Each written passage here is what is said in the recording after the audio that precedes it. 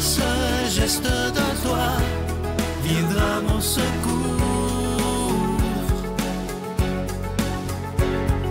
Viens semer dans mon âme le grain de l'amour.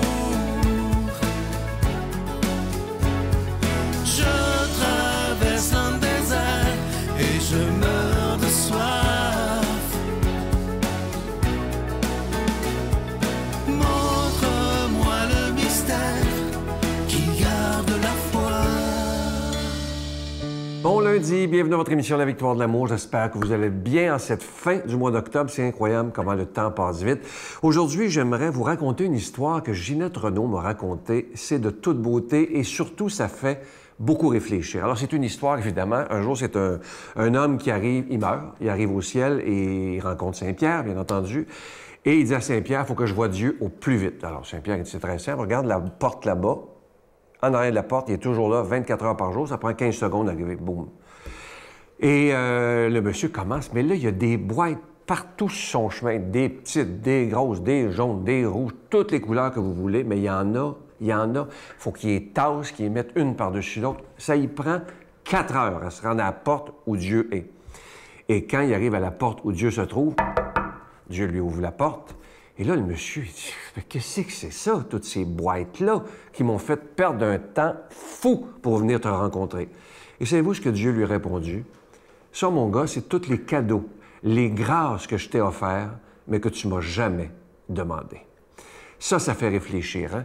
Quand on prend le temps de regarder tout ce qu'on pourrait demander à Dieu, pas des choses matérielles, mais si on prenait le temps de lui demander sa paix, sa joie, sa compassion, son pardon, si on prenait le temps à tous les jours. Mais malheureusement, on est tellement pris dans notre travail, dans les soucis quotidiens, qu'on ne prend pas le temps de s'arrêter, malheureusement. S'arrêter pour de bon, comme je vous dis souvent, et je vais le répéter toute ma vie, dans le silence. Et le silence, c'est ce qui manque le plus présentement dans notre société. Alors, prenons le temps de demander à Dieu ces cadeaux qu'il veut nous donner. Quand ça ne va pas dans votre vie, quand ça ne va pas dans ma vie, j'ai pas peur de dire au Seigneur, puis comme ça, Seigneur, ça ne va pas là, mais ça ne va pas pantoute. Et je vous le dis, si je suis à l'écoute, il y a des cadeaux qui arrivent. Une personne peut me dire un mot extraordinaire qui va me faire un bien énorme, que je prends comme un baume, comme un cadeau de Dieu lui-même. Parce qu'il ne faut jamais oublier que Dieu se sert des gens qui sont autour de nous pour nous parler. Hein? Je n'ai pas d'apparition, moi, là. Mais je le sens quand quelque chose vient de lui. Moi, je vous invite à faire cette expérience-là. Ça ne coûte absolument rien. De demander au Seigneur des choses dont vous avez besoin. On va commencer par, comme je vous disais tantôt, demandez-lui si vous avez de l'angoisse, par exemple, de l'anxiété. Demandez-lui de venir apaiser cette anxiété, cette angoisse. Demandez-lui de venir vous donner sa paix si vous n'êtes pas en paix avec vous-même. Demandez-lui de vous aider à pardonner à quelqu'un que vous êtes incapable de pardonner. Dernièrement, une dame m'écrivait, elle me disait, Sylvain, je ne suis pas capable de pardonner à telle personne parce que le geste qu'elle m'a fait est trop grave. Évidemment que je ne l'ai pas jugé, parce que parfois, le pardon, ça peut prendre des mois et parfois des années. Mais quand on n'est pas capable de pardonner, on peut demander à Dieu de pardonner à notre place. Alors, il ne faut pas se priver des cadeaux que Dieu veut nous donner, mais il faut lui demander. C'est lui qui dit dans l'Évangile, « Demandez et vous recevrez ». Et Jésus n'est pas un menteur. Demandez et vous recevrez. Ne demandez pas les numéros de la Lotomax, c'est sûr, vous ne les aurez pas. Mais si c'est des choses qui sont importantes, je vous le dis, Dieu répond toujours. Pas toujours de la façon dont on voudrait, mais moi, je vous le dis, j'en ai l'expérience depuis bientôt 28 ans.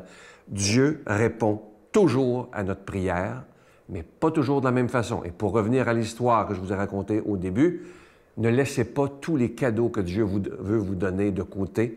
Prenez la peine de les demander. Notre Père qui es aux cieux, que ton nom soit sanctifié, que ton règne vienne, que ta volonté soit faite sur la terre comme au ciel.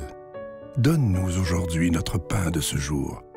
Pardonne-nous nos offenses, comme nous pardonnons aussi à ceux qui nous ont offensés. Et ne nous laisse pas entrer en tentation, mais délivre-nous du mal, car c'est à toi qu'appartiennent le règne, la puissance et la gloire pour les siècles des siècles. Amen. Je continuerai à croire, même si tout le monde perd espoir. Je continuerai à aimer, même si les autres parlent de haine. Je continuerai à construire, même si les autres détruisent. Je continuerai à parler de paix, même au milieu d'une guerre. Je dessinerai des sourires sur des visages en larmes et je tendrai les bras à ceux qui se sentent épuisés. Oui, je continuerai à croire.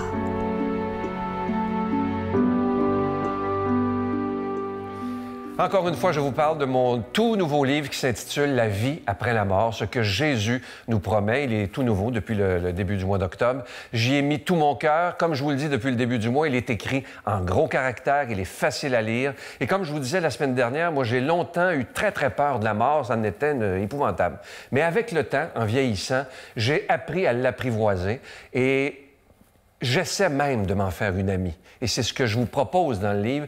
Je vous propose tout ce que Jésus nous promet après la mort, et c'est de toute beauté. Ça sera une vie d'éternité. On va retrouver ceux que nous avons aimés, et la souffrance n'existera plus pour l'éternité. Alors, je vous rappelle que vous le recevrez avec un don de 25 $, et si vous en voulez deux, avec un don de 40 $, la Victoire de l'amour, case postale 120, succursale Boucherville à Boucherville, le J4B 5E6, je vous la redonne, la Victoire de l'amour, case postale 120, succursale Boucherville à Boucherville, le J4B 5E6, également par téléphone, par carte de crédit du lundi au vendredi de 8h30 à 16h30 dans le 514-523-4433, 523-4433 ou sans frais le 1-888-811-9291, 1-888-811-9291 et aussi sur notre site Internet. Vous savez que c'est une façon très sécuritaire, rapide et efficace de faire votre don. C'est le www.lavictoiredelamour.org. Je vous rappelle le titre du livre, « La vie après la mort, ce que Jésus nous promet » et en sous-titre, « On ne s'éteindra jamais ». Je trouve ça beau et sécurisant de savoir que finalement, notre vie, elle n'aura jamais de fin. Merci de tout cœur.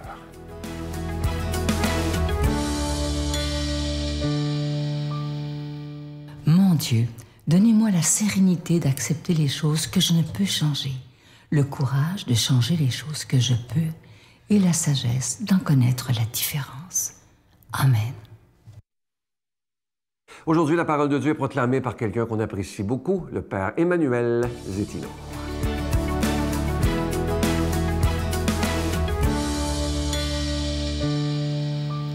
Le Seigneur soit avec vous. Évangile de Jésus-Christ selon saint Luc. Jésus était entré chez un chef des pharisiens pour y prendre son repas.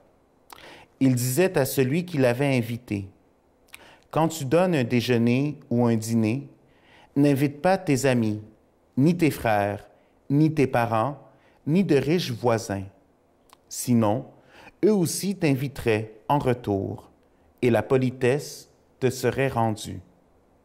Au contraire, quand tu donnes un festin, invite des pauvres, des estropiés, des boiteux, des aveugles, et tu seras heureux parce qu'ils n'ont rien à te rendre.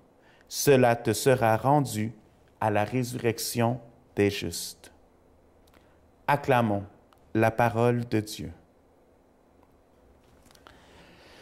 L'Évangile vient nous chercher aujourd'hui dans notre générosité. Le Seigneur, d'une façon très concrète, nous invite à toujours aller plus loin, à ne pas nous fixer, à dire « Ah bien, j'ai invité cette personne-là chez moi, et après ça, cette personne-là, automatiquement, va m'inviter chez elle. » Et c'est là où il dit « Bien, tout va être rendu, donc à quoi bon? » Mais le Seigneur nous invite à inviter sans intérêt, inviter dans la gratuité, inviter dans le don total. Parfois, on a l'impression de dire, bien, dans ces évangiles-là, c'est pour quelque chose, disons, d'extérieur de nous. Mais en même temps, on est appelé, et je pense que c'est là où, justement, l'Évangile, en le méditant, il nous aide à aller plus loin, à nous voir nous-mêmes comme ces pauvres que le Seigneur invite et que le Seigneur donne en gratuité. Le Seigneur nous donne son amour, et j'en profite avec cet Évangile pour pouvoir nous aider à voir justement cette gratuité et cette générosité, surtout dans le sacrement du pardon. Le sacrement du pardon, parfois, donne encore un peu de crainte.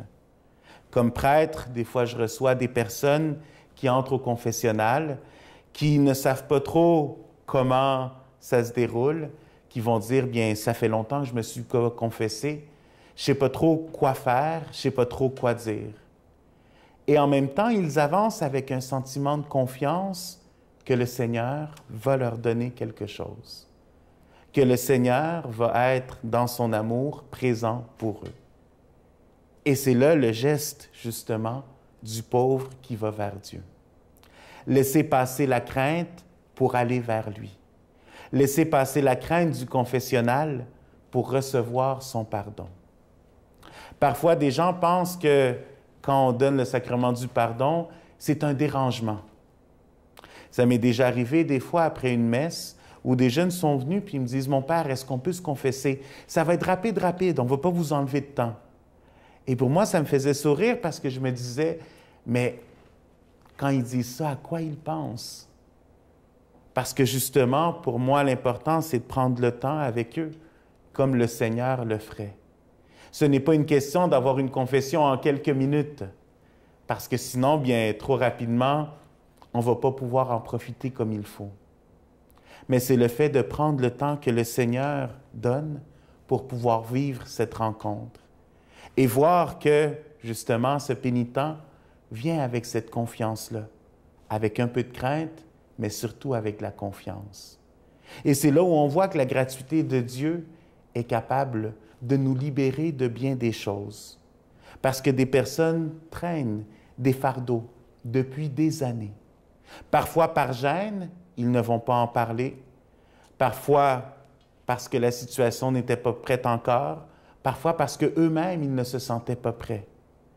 Mais quand ils découvrent cette miséricorde dans le sacrement du pardon, c'est là où ils peuvent goûter à cette liberté à nouveau d'enfants de Dieu, à tous ces fardeaux qui sont enlevés, à toutes ces choses qui ont été accumulées et qui, dans leur fort intérieur, les dérangeaient et les empêchaient d'avancer, les empêchaient d'être heureux, les empêchaient de se sentir libérés. Mes frères, mes sœurs, s'approcher de Dieu dans le sacrement du pardon, c'est justement se voir comme ce pauvre qui reçoit tout de Dieu.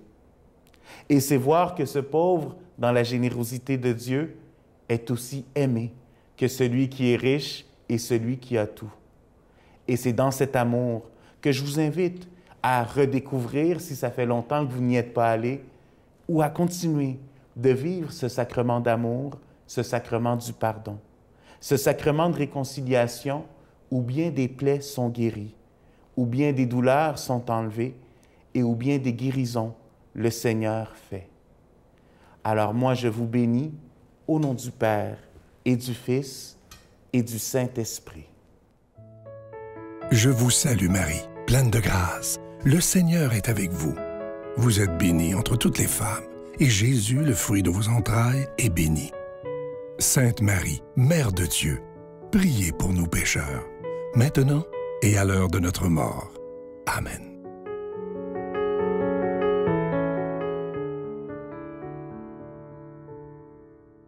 Évidemment, demain, c'est le mois de novembre qui commence. On l'appelle le mois des morts. Moi, j'aimerais mieux l'appeler le mois des vivants plus que jamais. Et c'est l'occasion, peut-être, en ce mois de novembre, de vous procurer justement mon livre « La vie après la mort » pour nous réfléchir, méditer sur ce sujet extrêmement important parce c'est quelque chose qu'on va tous vivre, bien entendu. Alors, pour bien le vivre, je vous invite à lire mon livre. Je crois que vous allez beaucoup l'apprécier. Vous le voyez présentement à l'écran. C'est avec un don de 25 $. Laissez-moi en vous les deux avec un don de 40 $. Merci de tout cœur de ce que vous faites pour la victoire de l'amour. Merci de votre prière. Moi, je vous souhaite une belle journée. Je vous dis à bientôt. Bye.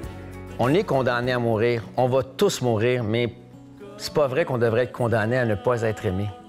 Ça, je trouve, c'est une sentence qui est épouvantable. Dieu admirable.